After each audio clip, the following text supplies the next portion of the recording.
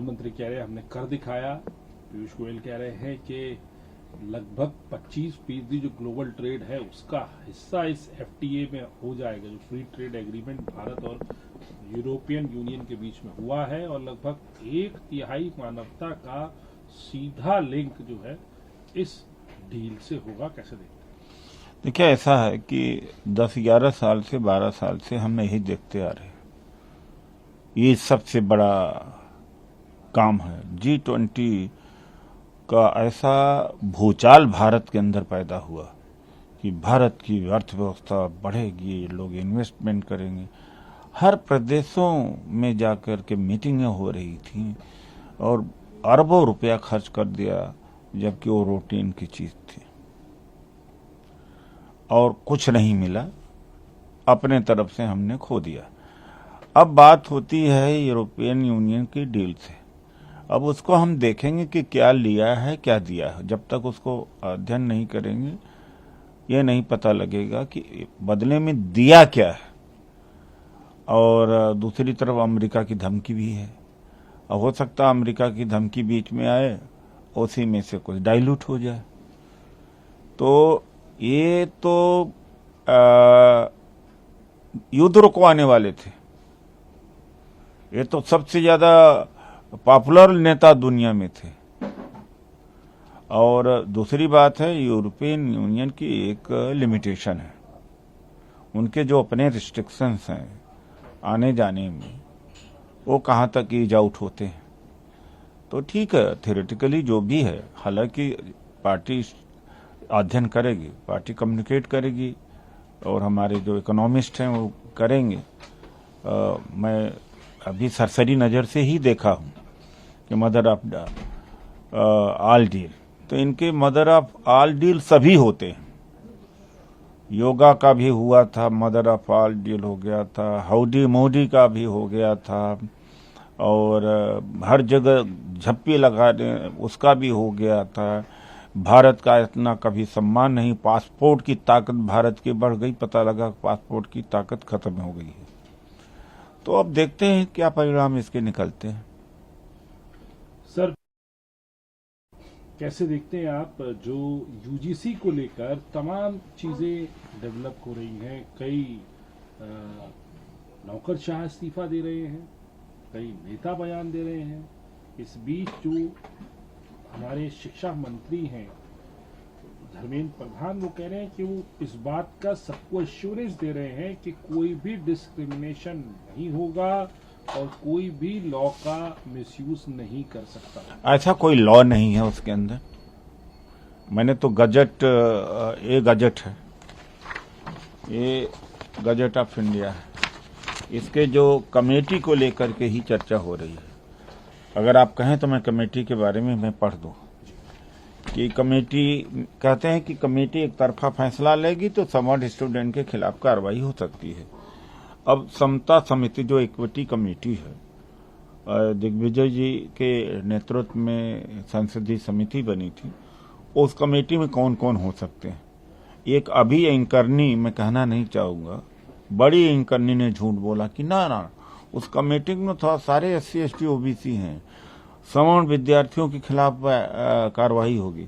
पहला है संस्थान प्रमुख पदेन अध्यक्ष, जो VC होगा, प्रिंसिपल होगा। दूसरा जो सदस्य हो सकते हैं, उच्च शिक्षा संस्थान के 3 प्रोफेसर होंगे, इसमें SC ST OBC होंगे ही नहीं। 1341 प्रोफेसर 46 यूनिवर्सिटी में है, जिसमें 22 OBC के प्रोफेसर हैं। तो कहाँ से? उच्च शिक्षा संस्थान का एक कर्मचारी होगा, वो कोई जाति का नहीं होगा। व्यावसायिक अनुभव रखने वाले नागरिक समाज के जो सिविल सोसाइटी का 2 व्यक्ति होगा, 2 छात्र प्रतिनिधि होंगे, और समान अवसर केंद्र का समन्वयक प्रदेश सचिव होगा। उसमें एक बात जरूर है कि समिति में अन्य पिछड़ा वर्ग, एक OBC का, एक PWD का, और एक SC का, एक ST का, एक महिला का होगा। तो कहाँ इसमें ऐसा है, ऐसा झूठ फैलाया जा रहा है कि उस कमेटी जो है एक तरफा लेके, मान लीजिए एक स्टूडेंट ने कंप्लेंट दे दिया उस कमेटी को, और उनका ये द्वारा झूठ फैलाया जा रहा है कि कमेटी एक तरफा दंड सुना देगी। जबकि कुछ ऐसा है ही नहीं है इसमें। मैं समझता हूं कि इसमें बीजेपी संभवतः एक गेम खेल रही है कि सवर्ण तो 100% उसको वोट देते हैं, SC ST OBC भी खुश हो जाए। कौन सा पावर इसमें दे दिया गया? अच्छा, एक है कि यूनिवर्सिटी का ग्रांट रोक दिया जाएगा या उनकी मान्यता रद्द कर दी जाएगी, तो वो है मतलब इंस्टीट्यूट का, तो ऐसा कुछ लग नहीं रहा है। लेकिन ये नैरेटिव क्यों बनाया गया? और दूसरी बात ये कहते हैं भाई SC ST OBC लोग हिंदू नहीं है क्या? 90 में जब OBC को रिजर्वेशन मिला तब आप विरोध करने लगे, 2006 में हायर एजुकेशन मिला तो भी विरोध करने लगे कि अब फिर विरोध कर रहे हैं। और जब 10% का खुद ही आर्थिक आधार पर आरक्षण ले लेते हैं तो आरक्षण सही हो जाता है। जब तक सवर्ण को आरक्षण नहीं हुआ था तब उसको कहा जाता कि वो निकम्मे लोगों का है। तो ये क्या है?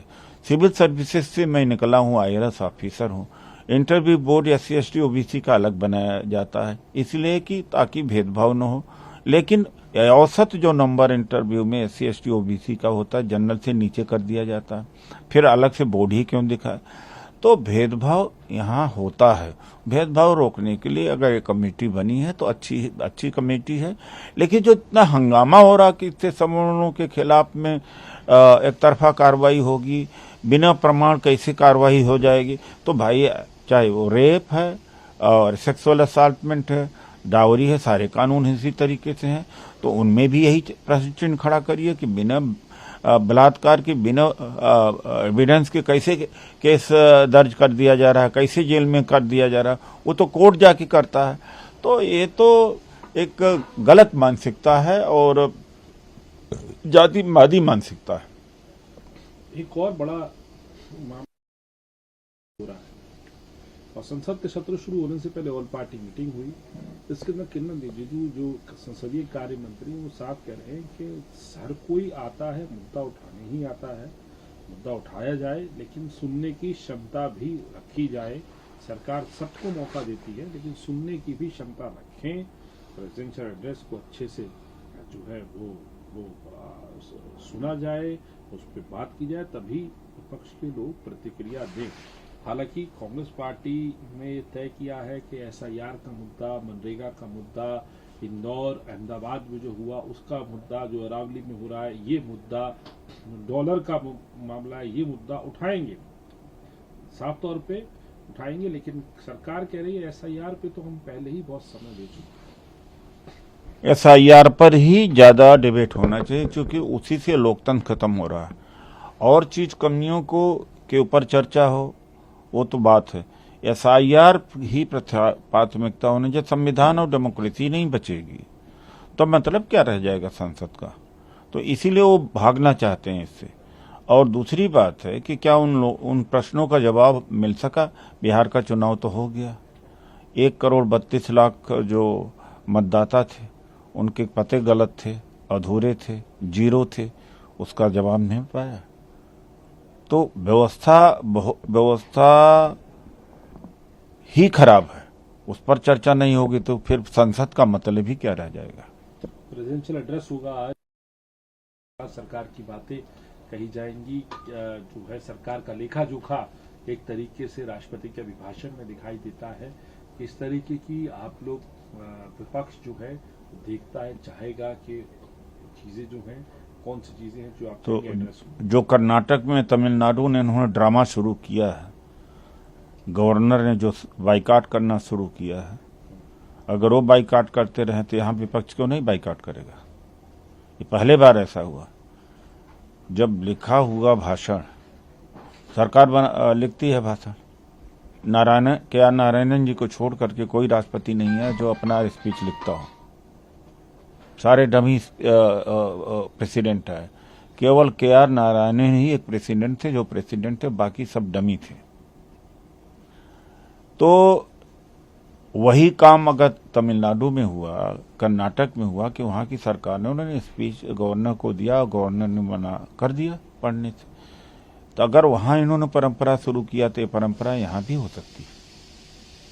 ठीक आचार्य होनी चाहिए, आपका कहने का मतलब ये है? हाँ बिल्कुल, जैसे गवर्नर को बिहेव करना चाहिए। जो व्यवस्था रही अभी तक वही करना चाहिए कि जब गवर्नमेंट स्टेट गवर्नमेंट जो चुनी हुई सरकार नहीं तय करेगी तो कौन तय करेगा? यहाँ राष्ट्रपति तय करते हैं, ठीक बात है, सुनते हैं पूरा, चर्चाओं के बीच में हमारा मतभेद होता है, लेकिन यहाँ तो गवर्नर ही बहिष्कार कर गए भाई, ये कितनी गलत बात है।